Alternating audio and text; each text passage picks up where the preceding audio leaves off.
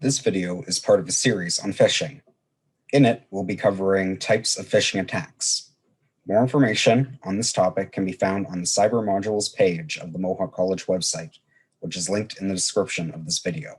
There are many different types of phishing attacks. The difference is the method used to contact the victim. Email phishing is by far the most common type of phishing. The sender will try to collect personal or financial information. These emails will try to get you to click on a link or attachment in the email, which will either infect your computer or take you to an illegitimate website.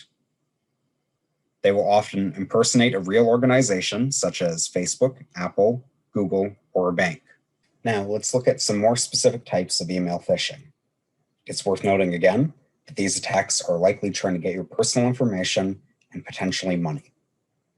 Our first example is the prize winner email. These will say you won or received a prize or money and ask for personal information or a small amount of money in order to send it to you.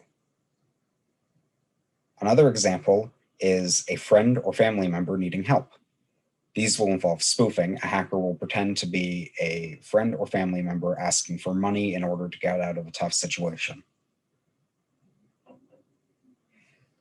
Our next example is issues with your account. This will involve someone pretending to be a big company saying there is an issue with your account.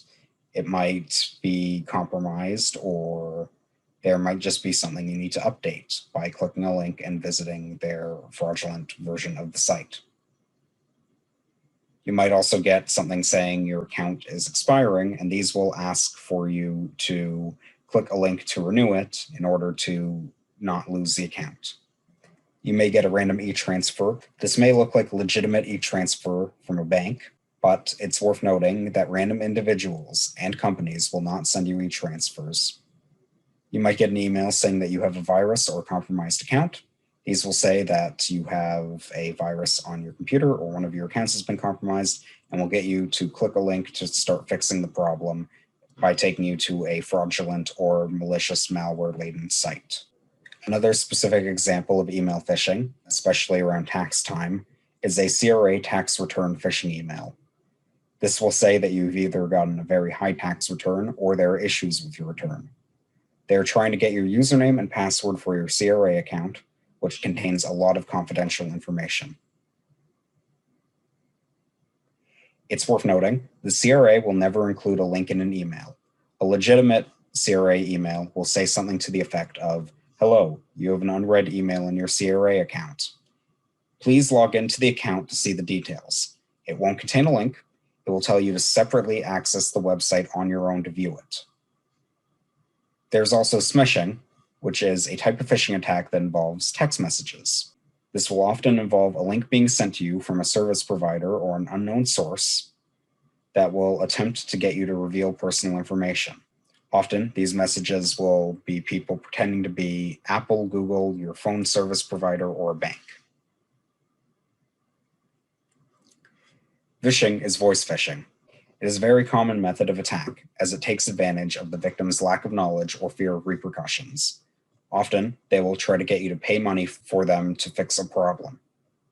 Phishing also takes advantage of the fact that on the phone, you have less time to react and think because you are on the line with a live person. An example of phishing includes a call from the CRA claiming there is a warrant out for your arrest unless you speak to an agent. This again takes advantage of people's fear of getting into trouble with the law. You may also get a call from Microsoft claiming that they've discovered a virus on your computer, which takes advantage of people who aren't as familiar with computers. It's also possible you might come across a fraudulent job posting. In this example, you will see a posting from a company with little to no information or pretending to be a larger corporation. Once you apply, they will email you informing that you need to give them more information.